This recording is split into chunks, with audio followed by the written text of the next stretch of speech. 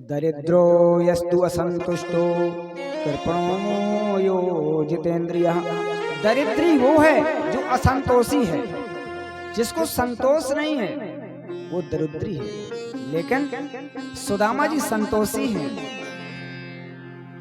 भजन मिल जाए करने को तो घर की ध्यान ही नहीं रहती,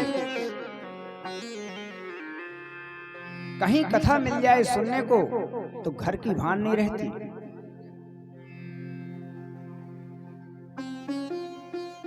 उसके घर में एक भी बर्तन साबुत नहीं। घर है जो वर्षा का पानी गिरता तो एक भी बूंद बाहर नहीं जाता। उधड़ी सी रस्सी, फूटा हुआ लोटा, फटी हुई धोती, ऐसी गरीबी भगवान किसी को न दे। एक दिन तो गजब हो गया, 7 दिन तक घर में चूल्हा नहीं जला। बच्चे भूख से तड़प रहे हैं। माँ कुछ खाने को दे दो। लेकिन 7 दिन से घर में दीपक नहीं जला, घर में चूल्हा नहीं जला। आज उनकी पत्नी सुशीला को रहा नहीं गया। पति देव के चरणों में गिरी और कहने लगी, हे नाथ, मैंने सुना है कि आपके बचपन के सखा भगवान कृष्ण हैं। देखो तो कितना त्यागी कि जिसने ये बात आज तक अपनी पत्नी को नहीं बताई। आज तो क्या है ना, अगर थोड़ा सा संपर्क विधायक सांसद से हो जाए तो गांव में बताएंगे, सबसे बताएंगे, नहीं वो हमारे हैं, नहीं वो हमारे, प्रतिष्ठा बढ़ाने के फोटो खिंचवा के डालेंगे। सब लोग डरने लगे, भैया विधायक जी के आगे। लेकिन सुदामा जी को देखो, उन्होंने आज तक नहीं बताया अपनी पत्नी को कि भगवान कृष्ण मेरे बचपन के सखा हैं। पत्नी बोली, मैंने सुना है कि तुम्हारे बचपन के सखा भगवान कृष्ण हैं, तो वहां चले जाओ तो दास्यसि द्रविणं भूरि सीदने ते कुटुंबने। बोले कुछ द्रव्य मिल जाएगा जिससे तुम्हारे बच्चों का भरण पोषण हो जाएगा। लेकिन इतना त्यागी, इतना तेजस्वी, कहीं लगा अगर तुम कहोगी कि मांगने के लिए सुदामा चला जाए तो कभी नहीं जाऊंगा। पैरों में गिर गई सुशीला और प्रार्थना करने लगी, नाथ जाओ चले द्वारका को, नाथ जाओ चले द्वारका को, इस नगर में हमारा नहीं। नाथ जाओ चले द्वारका को, नाथ जाओ चले द्वारका को, चरणों में नगर में गुजारा नहीं है। नाथ जाओ चले द्वारका को, नाथ जाओ चले द्वारका को, इस नगर में गुजारा नहीं है, इस नगर में गुजारा नहीं है। तुम्हारे बच्चे 7 दिन से भूखे हैं, घर में चूल्हा नहीं जला। हे प्रभु चले जाओ, मेरा निवेदन सुन लो। दूर कर देंगे दुख बंसी वाले, दूर कर देंगे दुख बंसी वाले, अब किसी का सहारा अब कर देंगे दुख बंसी वाले, अब किसी का सहारा नहीं है। नाथ जाओ चले द्वारका को, इस नगर में गुजारा नहीं।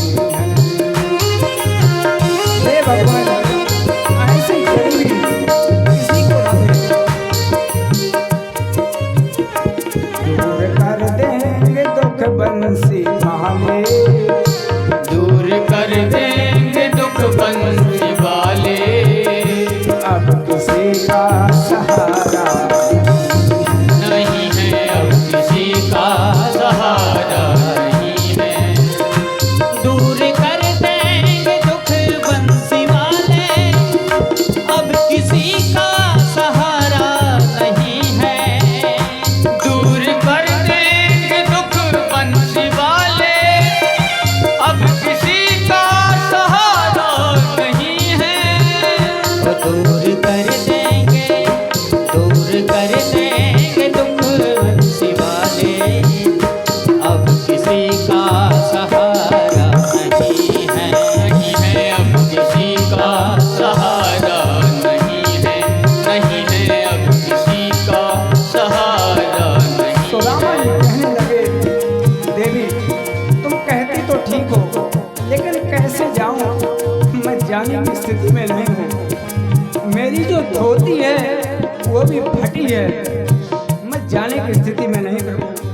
मैं जाने की स्थिति में नहीं हूँ देवी।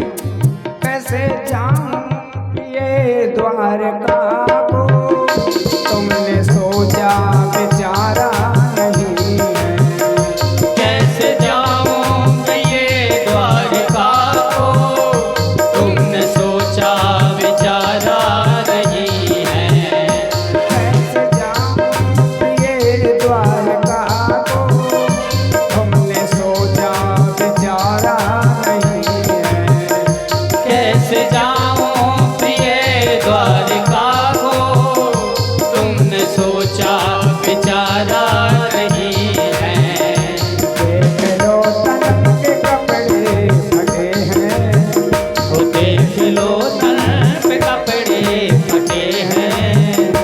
हाल अच्छा हमारा नहीं है, हाल अच्छा हमारा नहीं है। नहीं है, हाल अच्छा हमारा नहीं है। नाथ जाओ चले द्वारका को। नाथ जाओ चले द्वारका को। इस नगर में गुजारा नहीं है, इस नगर में गुजारा नहीं है। नहीं है,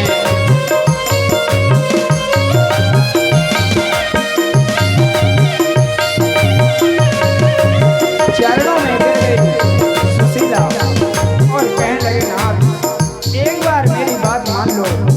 सिर्फ द्वारकाधीश के पास चले जाओ। मैं निवेदन कर रही हूँ, आपके चरण पैर पकड़ रही हूँ, चरण छू रही हूँ। कृपा कर दो, एक बार चले जाओ। कहना मानो तुम स्वामी हमारे, मित्रता कृष्ण से है तुम्हारी। कहना मानो तुम स्वामी हमारी, मित्रता श्री कृष्ण से तुम्हारी।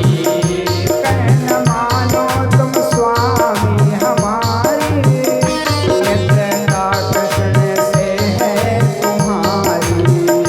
कहना मानो तुम स्वामी हमारी, मित्रता श्री कृष्ण से तुम्हारी।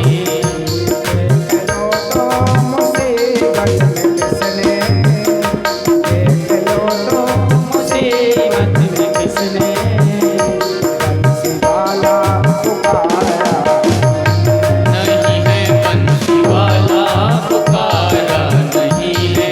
नहीं है, बंसी वाला पुकारा नहीं है। जाओ चले द्वारका को।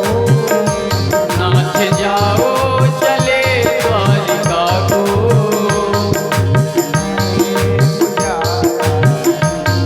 नहीं है, इस शहर में गुजारा नहीं है। इस शहर दूर दुख कर देंगे बंसी वाले। किसी का सहारा नहीं है, अब किसी का सहारा नहीं है। अब किसी का सहारा नहीं है। जो ही प्रार्थना की सुशीला ने, तो सुदामा जी कहने लगे कि देवी मैं जाऊंगा, लेकिन कुछ भेंट लेके जाना चाहिए। तो मालूम, या चित्वा चतुरो मुष्टिन विप्रान पृथक तंडुलान। 4 घरों से जाकर के सुशीला चावल मांग के लाई। सुखदेव जी कहते हैं, राजन यहाँ 4 जगह जाने का मतलब क्या? क्या 4 मुट्ठी चावल सुशीला को एक घर में ना मिलते क्या? मिल जाते। लेकिन सुशीला ने मन में विचार किया कि जब कन्हैया पूछेंगे कि सुदामा जी कैसे हो, तो यही कहेंगे, लाला मैं सत्य कहूं कि मेरे बराबर इस संसार में सुखी कोई ना है, कोई सुखी नहीं है। तो इसलिए 4 घरों से चावल मांग के लाएं कि अलग अलग चावल रहेंगे।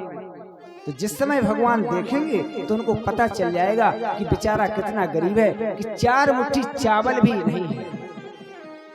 4 जगह से मांग करके सुशीला लाई। जो एक हाथ का कपड़ा, वो भी 2500 जगह से सिला हुआ, उसमें चावल की पोटली बांध दी, सुदामा जी को पकड़ा दिया। सुदामा जी द्वारका के लिए प्रस्थान किए। सज्जनों, कुछ ही दूर निकले थे तो वहां से संतों की मंडली आ गई।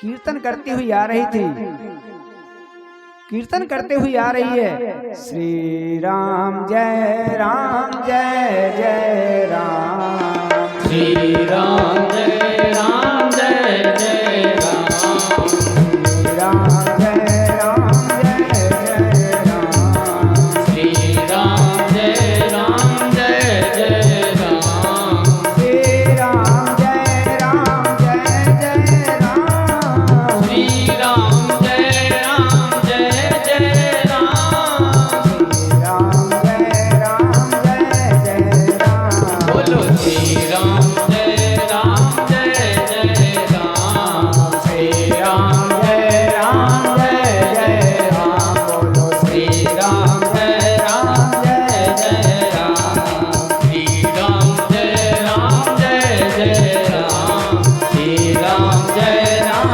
जय जय राम, श्री राम जय राम जय जय राम। कहते संतों की मंडली मिल गई। वो जा रही थी अयोध्या, तो कीर्तन के साथ में सुदामा जी चल दिए। जाना था द्वारका और पहुंच गए अयोध्या। 6 माह बीत गया, याद आया, अरे मेरे को द्वारकापुरी जाना था। वहां से चल दिए। सरयू मैया मिल गई। कहने लगे, हे भगवान, अब ये नदी को कैसे पार करें, क्या करें क्या ना करें, सोचते हुए जा रहे हैं कि चाह गई चिंता नसी मनुआ बेपरवाह, जिसको कछु न चाहिए सोई साहंसाह। जिसको किसी चीज की लालसा नहीं है, इच्छा नहीं है, वही साहंसाह है। सज्जनों, ज्यों ही देखी यमुना, सरयू मैया को देखा तो कहने लगे, इस नदी से हमें पार कौन करेगा। उसी समय भगवान मल्लाह बन के आ गए, केवट बन के आ गए और कहने लगे, भैया है कोई उस पार जाने वाला, है कोई उस पार जाने वाला। सुदामा जी आ गए, हाँ भैया, क्या तुम मुझे उस पार करोगे? बोले, बिल्कुल करूंगा, आपके जैसे को पार करने के लिए ही मैं यहाँ बैठा हूँ। आइए बैठिए। नाव में बैठ गए तो मालूम, उस केवट ने कहा, कहाँ जाना है महाराज आपको? बोले, द्वारिकापुरी। बोले, पैसा वैसा लिए हो? बोले, पैसे नहीं है मेरे पास। बोले, तन में ना लगता और चल दिए कलकत्ता। महाराज जी, वो तो बहुत दूर है द्वारकापुरी। सुदामा जी कहने लगे, मैं तो लाला इतना भोलो है, ना वो रुपया देखे, न पैसा देखे, न वस्त्रों को देखे। उतार दिए उस पार और वहां बैठ करके सोचने लगे कि यहाँ से तो द्वारिका बहुत दूर है, कैसे जाऊंगा। तो एक वृक्ष के नीचे इन्होंने बढ़िया एक मिट्टी की तकिया लगाई और आराम से सो गए। और जो ही नींद खुली तो द्वारकापुरी में सुदामा जी पहुंच गए। पूछ, अरे भैया ये कौन सा नगर है? बोले, द्वारकापुरी। अरे भैया ये क्या है? द्वारकापुरी। बोले, द्वारकापुरी आ गया मैं। तो मालूम वहां जाकर के इन्होंने द्वारका वासियों से पूछा कि भगवान का घर कहाँ है। तो जो गांव के वासी थे वो कहने लगे कि महाराज वो घर नहीं है, बड़ा भारी उनका महल है। कुछ दूर चलने के बाद उनका महल शुरू हो जाएगा, बहुत बड़ा महल है। धीरे धीरे सुदामा जी वहां पहुंचे और दरबानों से कहने लगे, अरे द्वारपालो देखो देखो ये गरीबी, जय हो, ये गरीबी कहा कृष्ण के द्वार पर विश्वास लेके आया हूँ। बचपन का यार है मेरा श्याम, बस यही सोच कर आस लेके आया हूँ। अरे द्वारपालो कन्हैया से कह दो के दर पे सुदामा गरीब आ गया है, के दर पे सुदामा गरीब आ गया है, के दर पे सुदामा गरीब आ गया है, के दर पे सुदामा गरीब आ गया है। अरे द्वारपालो कन्हैया से कह दो, अरे द्वारपालो कन्हैया से कह दो के दर पे सुदामा गरीब आ गया है, के दर पे सुदामा गरीब आ गया है। भटकते भटकते न जाने कहाँ से, भटकते भटकते न जाने कहाँ से हमारे महल के करीब आ गया है, तुम्हारे महल के करीब आ गया है, तुम्हारे महल के करीब आ गया है।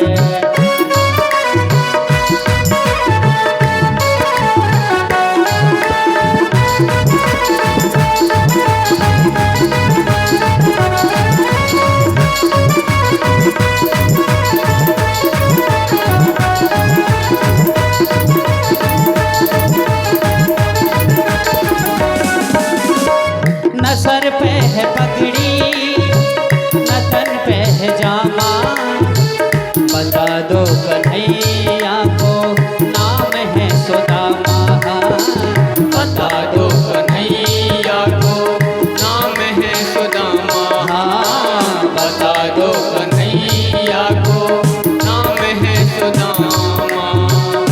न सर पर है पगड़ी न तन पर है जामा, बता दो कन्हैया को नाम है सुदामा हो। न सर पे है पगड़ी न तन पे है जामा, बता दो कन्हैया को नाम है सुदामा, बता दो कन्हैया को नाम है सुदामा। बस के बार मोहन से जा करके कह दो, बस के बार मोहन से जा करके कह दो कि मिलने सखावत नसीब आ गया है, कि मिलने सखावत नसीब आ गया है, कि मिलने सखावत नसीब आ गया है।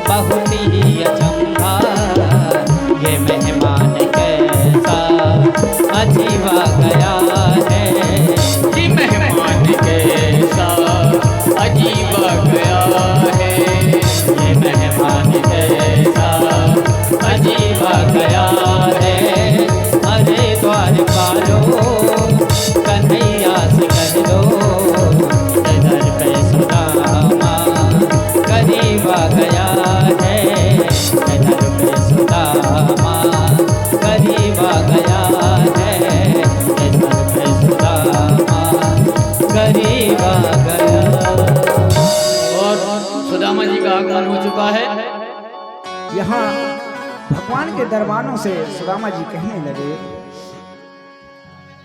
कि जाकर के हमारा संदेशा कह दो भगवान से कि आपके बचपन के सखा आए हैं। तो कहते हैं ज्यों ही पता चला भगवान को तो भगवान नंगे पैरों दौड़ पड़े अपने सखा से मिलने के लिए। दौड़ पड़े और अंक में भर लिया, साथ में लिवा करके आए और राजमहल के अंदर प्रवेश किए। सुंदर तरीके से उनका पूजन किया और पैरों को धोए। मालूम कि ऐसे बेहाल बिमायन सो पग कंटक जाल लगे पुनि जोए। हाय महादुख पायो सखा तुम आए तैनक तै दिन खोए। देख सुदामा की दीन दशा करुणा करके करुणा निधि रोए। पान परात को हाथ छुयो नहीं, नैनन के जल सो पग धोए। कहते हैं जल लेने की जरूरत नहीं पड़ी, नैनों के जल से भगवान के मानो भगवान ने सुदामा जी के पैरों को धुल दिया। जो भी भक्त सुदामा जी को अपनी भेंट देना चाहते हो वो सुदामा जी को सुदामा पोटली में प्रदान करें। आराम से धीरे धीरे पहुंच जाएं, धीरे धीरे जगह देते जाइए और वो आपके पास में आ जाएंगे। आप लोग ना आइए, सुदामा जी को आ जाने दीजिए, महाराज जी को आने दीजिए आपके अपने दरबार में।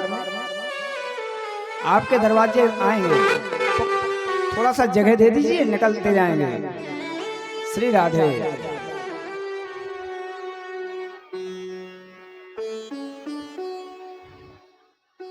सुदामा जी को अंतर भगवान ले आए, पैरों को धुलाया और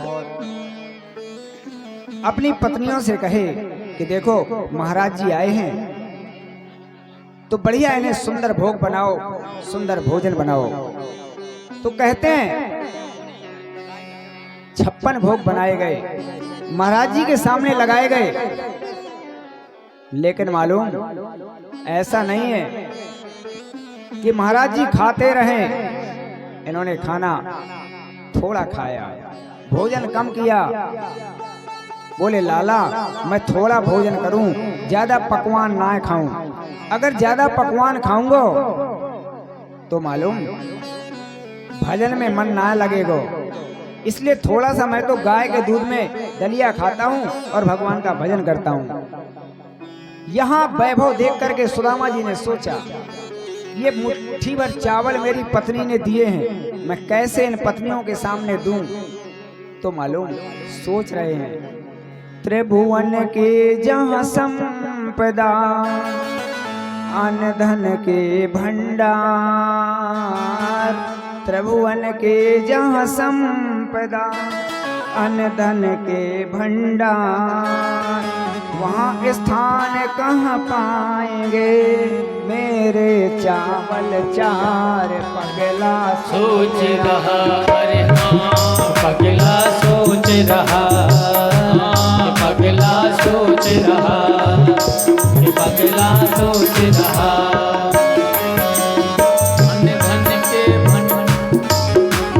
त्रिभुवन के जहाँ संपदा अन्न धन के भंडार, त्रिभुवन की जहाँ संपदा अन्न धन के भंडार, स्थान कहाँ पाएंगे मेरे चावल चार। पगला सोच रहा, अरे हाँ पगला सोच रहा,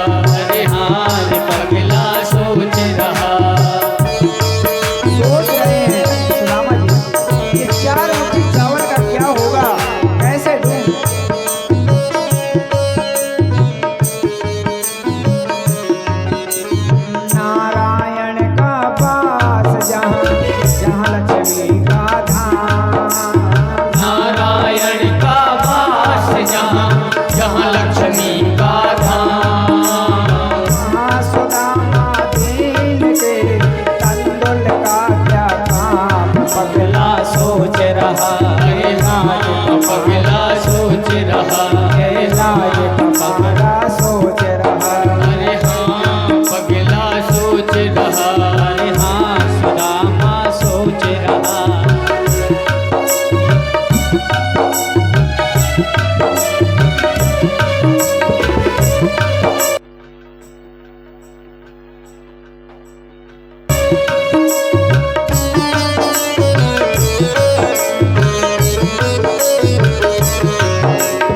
क्या सोचेंगी रानियां, क्या बोलेंगे दास।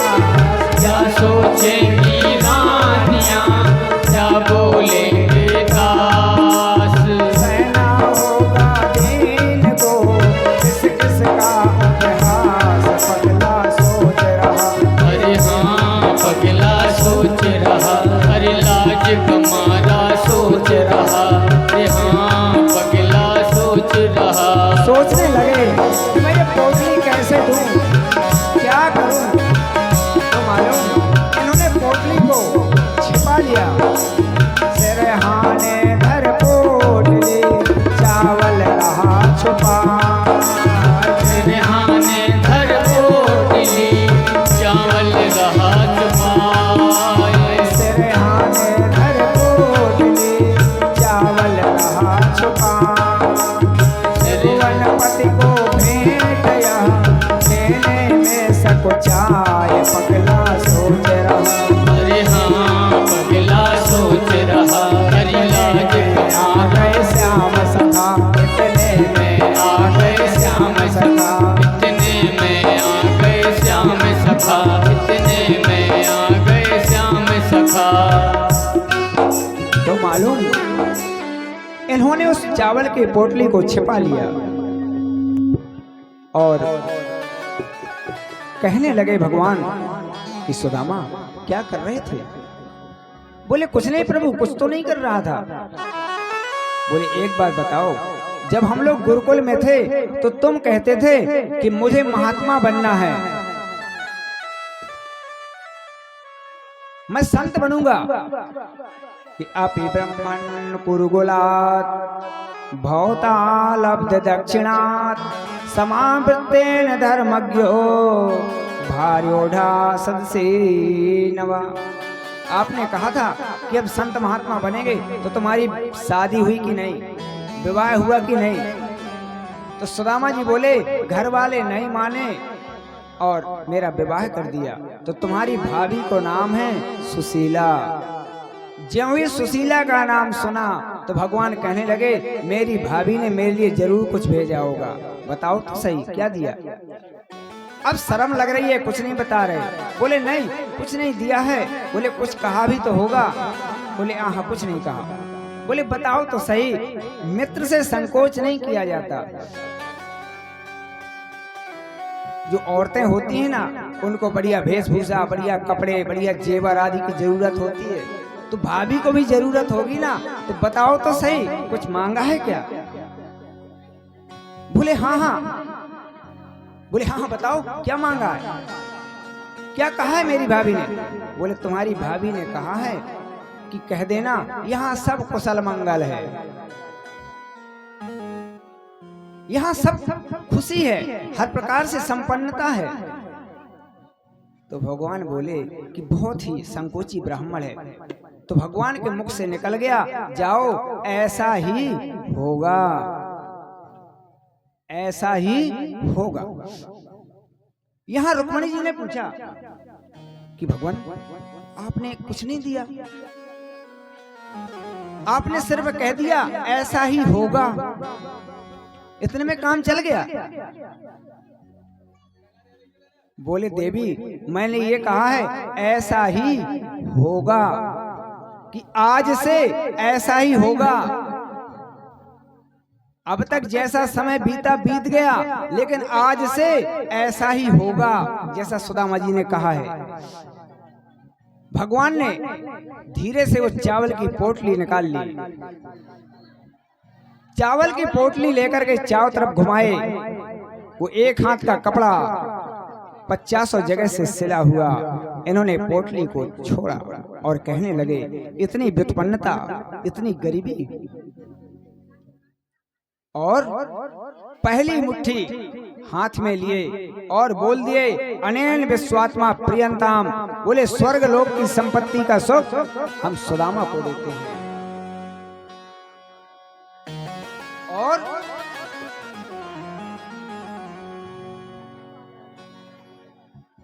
हाथ में चावल लेते ही सब में डर भयो जाए, जाने अब किस लोक की संपत्ति हो ये समान।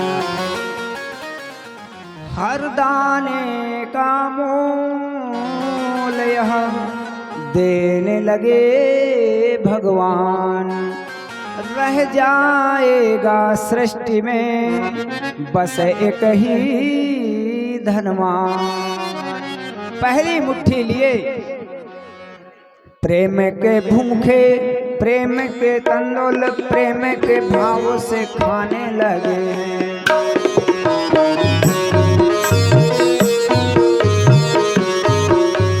प्रेम के भूखे, प्रेम के तंदुल, प्रेम के भाव से खाने लगे हैं। प्रेम के भूखे, प्रेम के तंदुल, प्रेम के भाव से खाने लगे हैं। तंदुल के दानों में दीन का दैत्य दर्द चबाने लगे हैं। तंदुल के दानों में दर्द चबाने लगे हैं। एक एक मुट्ठी में एक एक लोग, एक एक मुट्ठी में एक एक लोग सुदामा के भाग में जाने लगे हैं। एक एक मुट्ठी में एक एक लोग सुदामा के भाग में जाने लगे हैं। वनपति की देखे उदारता तीनों भवन थर्राने लगे हैं। वनपति देखे उदारता तीनों लोग थर्राने लगे हैं।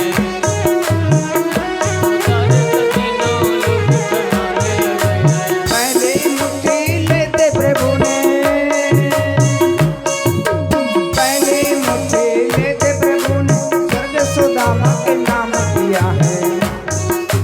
दूसरी मुट्ठी में पृथ्वी लोक का, दूसरी मुट्ठी में पृथ्वी लोक का वैभव विप्र को सौंप दिया है। भूखे प्रेम के तंदुल, प्रेम के भाव से खाने लगे हैं। मित्र की भेंट में प्रेम के तंदुल, प्रेम के भाव से खाने लगे। पहली मुट्ठी में स्वर्गलोक का वैभव सुदामा जी को दे दिए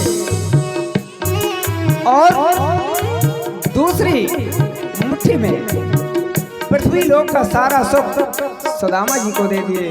और ज्यों ही तीसरी मुट्ठी भरे, तीसरी मुट्ठी में देने लगे, तीसरी मुट्ठी में देने लगे तो तीसरी मुट्ठी में देने लगे जो बैकुंठ तो लक्ष्मी ने रोक लिया है। अपना लिबास भी दान में दे रहा, कैसा दान ये मेरा पिया है।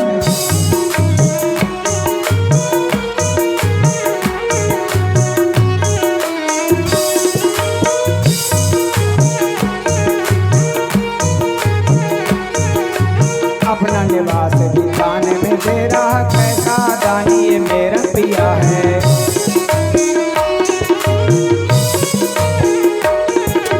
कहते ज्यों ही तीसरी मुट्ठी को भरे तो जाकर के रुक्मणी ने हाथ पकड़ लिया और हाथ पकड़ लिए और कहने लगे, प्रभु आपका क्या विचार है? एक मुट्ठी चावल में आपने स्वर्गलोक की संपत्ति दे दी, दूसरी मुट्ठी में आपने स्वर्गलोक, इस मृत्युलोक का सारा सुख उन्हें दे दिया। अब तीसरी मुट्ठी में आप बैकुंठ भी देना चाहते हो क्या? अपना घर भी देना चाहते हो? हाथ पकड़ लिया तो भगवान ने कहा, देवी भूल गई क्या आधे चावल का मूल्य? तो बोले, आधे चावल में आप त्रिलोकी बार दोगे क्या? स्वर्गलोक दे दिया, मृत्युलोक दे दिया, अब बैकुंठ भी दे दोगे क्या? ये कहाँ का न्याय है? ये कैसी बराबरी है? आधे चावल का इतना बड़ा मोल? तो भगवान हंसने लगे, बोले बराबरी ही तो कर रहा हूं। बोले महाराज कैसी बराबरी? बोले देखो, जिस समय सुदामा जी ने हमें आधा तंदुल दिया था, आधा चावल दिया था, तो उसकी सामर्थ्य अपने वैभव के हिसाब से वो आधा चावल ही बहुत था, तो मैं अपने वैभव के अनुसार दान कर रहा हूं, तभी तो बराबरी होगी ना। कि हाथ गयो प्रभु को कमला, कहनाथ कहा तुमने चितधारी। तंदुल खाए मुठी 2 दिन, या तुमने तिहुलोक बिहारी। खाए मुठी तीसरी अब नाथ, कहा निजवास की आस बिचारी। रंग कहीं आप समान कियो, तुम चाहत आपन होने भिखारी। हाथ पकड़ लिया, तो इशारों में ये बात हो रही है, लेकिन सुनाई दिया अच्छा है, ज्यादा मत खाओ, नुकसान करेगा। तो रुक्मणी जी कह रहे हैं कि यही तो मैं कह रही थी, नुकसान करेगा। सुदामा जी कहने लगे कि यही तो मैं कह रहा था कि कच्चे हैं, नुकसान करेंगे, लाला बंद कर दो। रुक्मणी जी ने हाथ से पोटली छुड़ा ली।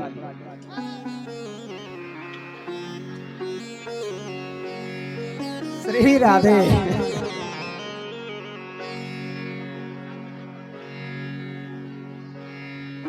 श्री राधे। और शेष चावलों को माँ रुक्मणी जी और सभी भगवान के पटरानियों ने मिलकर खा लिया। यहाँ भगवान ने इशारा किया कि देवियों, आज महाराज जी पधारे हैं, तो सब लोग इनको प्रणाम करो। तो मालूम सभी देवियां आके प्रणाम करने लगी। सुदामा जी, मैं रुक्मणी आपके चरणों में प्रणाम करती हूँ, चिर सौभाग्यवती रहो। बोले मैं सत्यभामा आपके चरणों में प्रणाम करती हूँ, बोले चिर सौभाग्यवती रहो। बोले अरे मैं मित्रविंदा आपके चरणों में प्रणाम करती हूँ, बोले चिर सौभाग्यवती रहो। तो सुदामा जी ने पूछा, कन्हैया अभी और कितनी है? बोले वो तो बहुत है, 16,108। तो बोले अगल बगल की बुला ली है क्या? बोले नहीं, अगल बगल की नहीं है, मेरी ही पत्नी है 16,108। तो बोले लाला एक बात कहूं? बोले बोलो।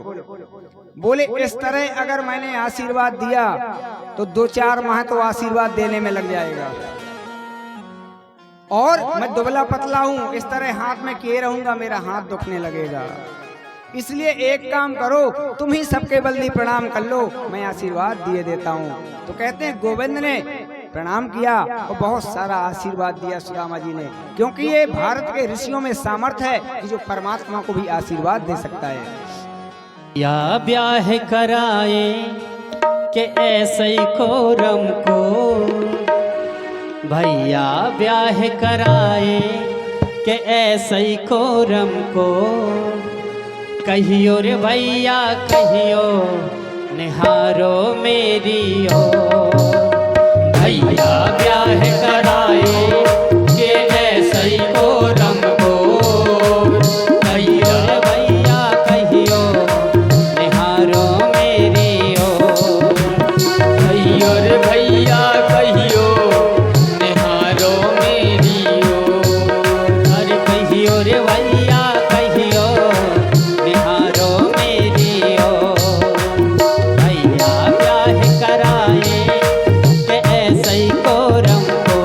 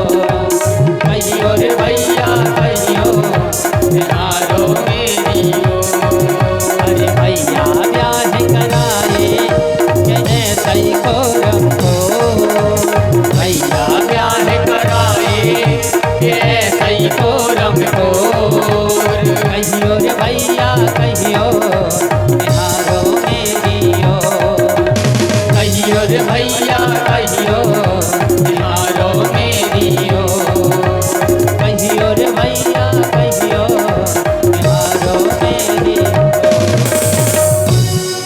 यहाँ सुदामा जी ने आज्ञा ली कि कन्हैया अब मुझे जाने की अनुमति दो। तो सुदामा जी वहां से चल दिए। यहाँ भगवान ने प्रधान शिल्पी विश्वकर्मा से कहा कि जाओ एक सुंदर सुदामापुरी वृंदापुरी का निर्माण कर दो। वहां जाकर के भगवान के प्रधान शिल्पी विश्वकर्मा ने सुंदर नगर का निर्माण कर दिया। जब सुदामा जी वहां पहुंचे तो देखने लगे कि अरे मैं पुनः द्वारकापुरी आ गया क्या। मंदिर देख डरे सुदामा मंदिर देख डरे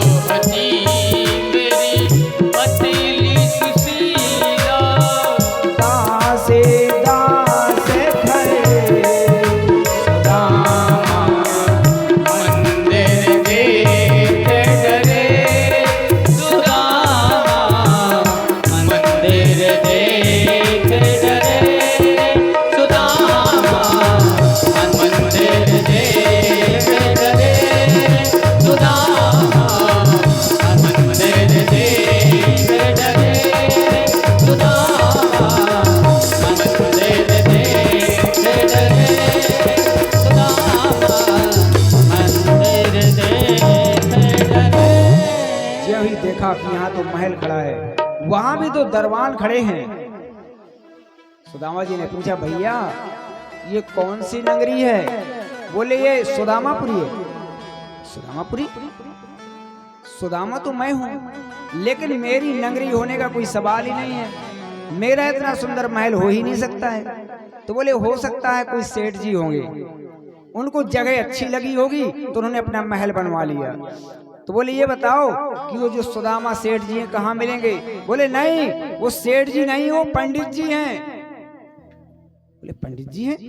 सो तो मैं हूं, लेकिन मेरे महल, ये मेरा नगर होने का कोई प्रश्न ही नहीं। तो बोले हो सकता है कोई पंडित जी होंगे, रोज जाते होंगे फिर आ जाते होंगे।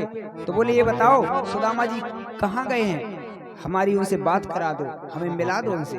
तो बोले वो द्वारका गए हैं। तो बोले सो तो मैं ही हूं। फिर सोचने लगे सुदामा जी कि ठीक है, अगर मैं ही सुदामा हूं, मेरा ही महल है, तो मेरी पत्नी तो अंदर होगी ना। तो बोले उस पंडितानी से मिला दो हमको।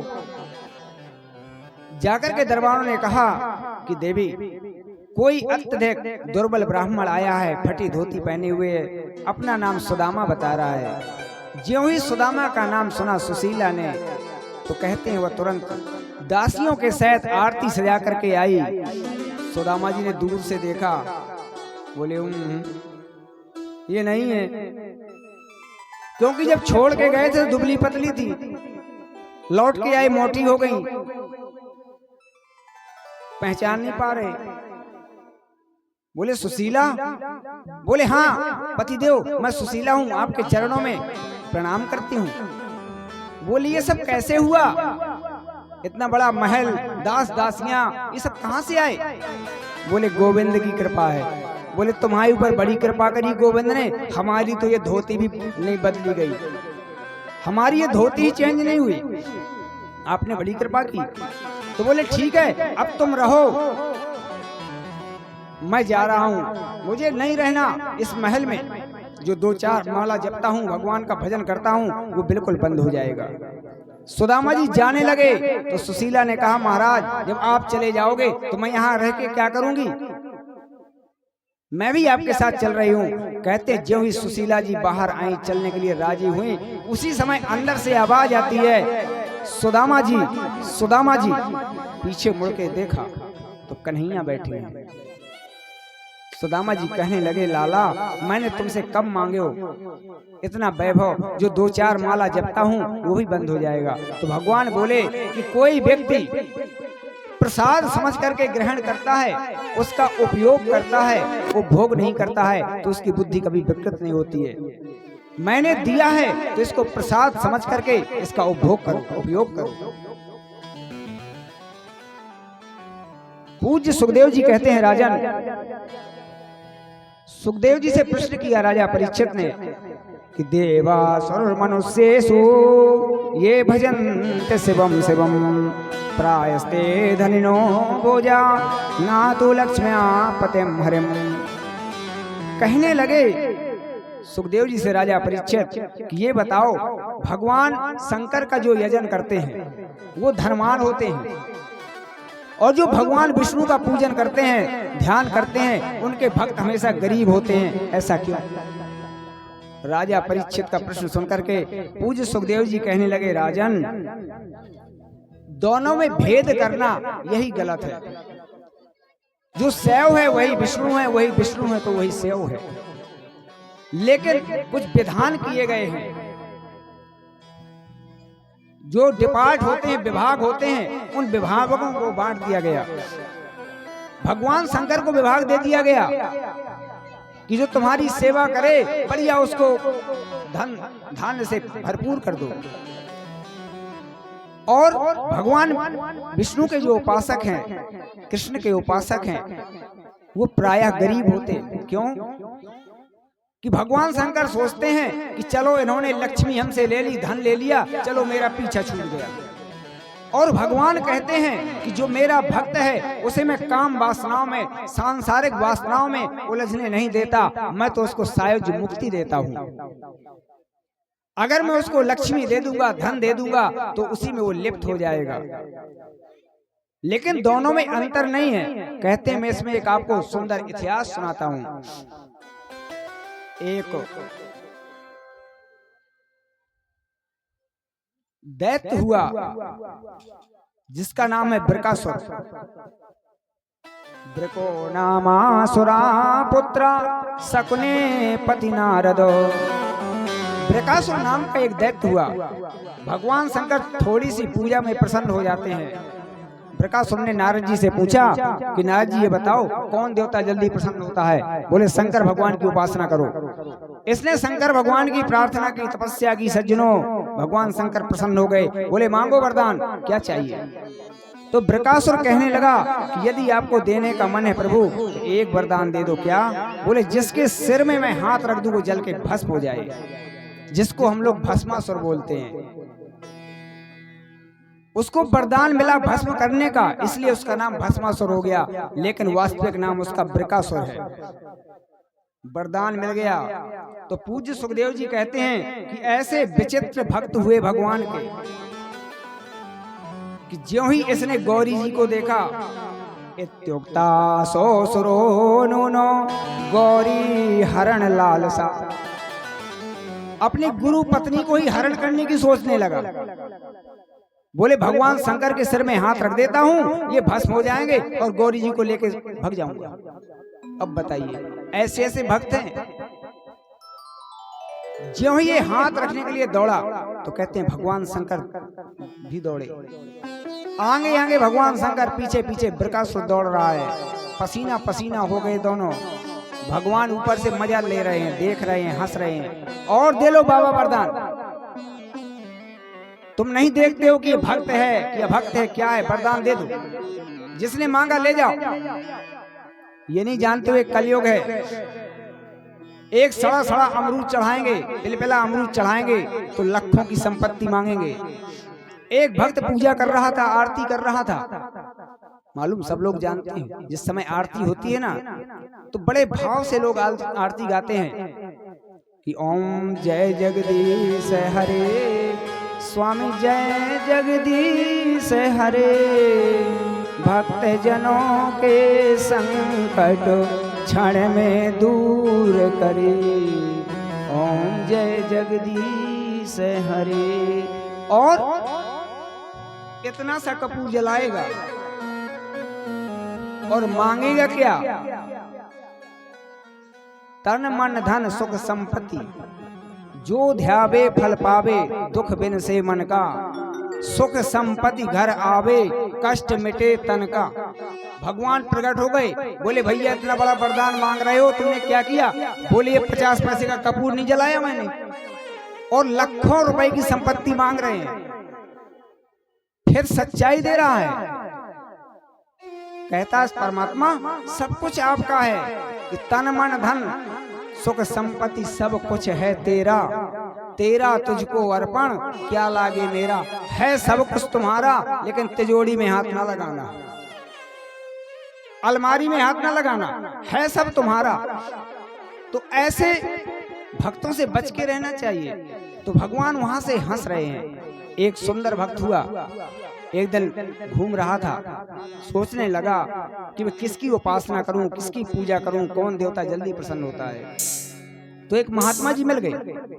महात्मा जी से पूछा तो महात्मा जी ने कहा कि ब्रह्मा की उपासना करो। कोई ब्रह्मा की उपासना नहीं करता है। पुष्कर में खाली एक मंदिर है ब्रह्मा जी का, और भारत में कहीं ब्रह्मा का मंदिर नहीं मिलेगा। तो बोले तुम ब्रह्मा की उपासना करो, जल्दी प्रसन्न हो जाएंगे। तो भगत नितांत निर्जन वन में गया और जाकर के चिल्लाने लगा, ब्रह्मणे नमः, ब्रह्मणे नमः, ब्रह्मणे नमः। ब्रह्मा जी प्रकट हो गए। भैया मांगो वरदान, तुमने 3 महीने तपस्या की है तो 3 वरदान मांग लो। भगत बोला आपका मन है वरदान देने का, तो पहला वरदान ये दे दो। बोले क्या। बोले मेरा बढ़िया सुंदर सा मकान बन जाए। बोले एवमस्तु। बोले दूसरा वरदान ये दे दो कि मेरी शादी हो जाए, विवाह हो जाए। बोले एवमस्तु। बोले तीसरा वरदान ये दे दो कि जब चाहूं फिर 3 मांग लो। तीसरा वरदान ये दे दो कि जब चाहूं फिर 3 मांग लो। अब तो ब्रह्मा जी परेशान, थोड़ा दिक्कत हुई, चिल्लाने लगा ब्रह्मणे नमः, ब्रह्मणे नमः। ब्रह्मा जी प्रकट, भैया बताओ क्या है। बोले मेरे घर में बाल बच्चे हो जाएं, एवमस्तु। बोले धन धान्य की कमी ना रहे, एवमस्तु। बोले तीसरा मांग लो भैया। बोले तीसरा ये दे दो कि जब चाहूं फिर 3 मांग लो। ब्रह्मा जी ने मन में विचार किया कि क्या बताऊं, इसने तो बिना पैसे का मुझे नौकर बना लिया। अगर मक्खी भी बैठ जाती नाक में तो ब्रह्मा जी को चिल्लाता। एक दिन बड़ी जोर की बारिश होने लगी, फिर चिल्लाने लगा, ब्रह्मणे नमः ब्रह्मणे नमः। ब्रह्मा जी प्रकट, बोले मांगो भैया। बोले पहला वरदान ये दे दो कि सारे संसार में पानी बरसे लेकिन मेरे घर में ना बरसे। जो मैं पुताई करवाता हूँ ना डिस्टेम्पर वगैरह सब खराब हो जाता है, इसलिए मेरे घर में बारिश ना हो। बोले ये मस्तू। बोले दूसरा वरदान ये दे दो कि मेरे बच्चों को कभी कष्ट ना हो। बोले ए मस्तू। बोले तीसरा मांगो। बोले जब चाहो फिर 3 मांग लो। ब्रह्मा जी की आफत हो गई। भगवान कहने लगे और दे लो वरदान ना, और दो। तो बोले अब कभी नहीं दूंगा, लेकिन इस बार मेरी मुक्ति करा दो। तो भगवान ने सरस्वती को, मां सरस्वती को आज्ञा दी कि जाकर के इसकी जिह्वा में बैठ जाओ। फिर चिल्लाया इसने, ब्रह्मणे नमः ब्रह्मणे नमः ब्रह्मणे नमः। ब्रह्मा जी प्रकट, बोले महाराज एक वरदान ये दे दो कि बढ़िया मेरे घर में खूब धन संपत्ति हो जाए, बच्चों को दिक्कत ना हो। एवं मस्तु। बोले मेरे शरीर में कोई तकलीफ ना हो। बोले एवं मस्तु। बोले तीसरा वरदान ये दे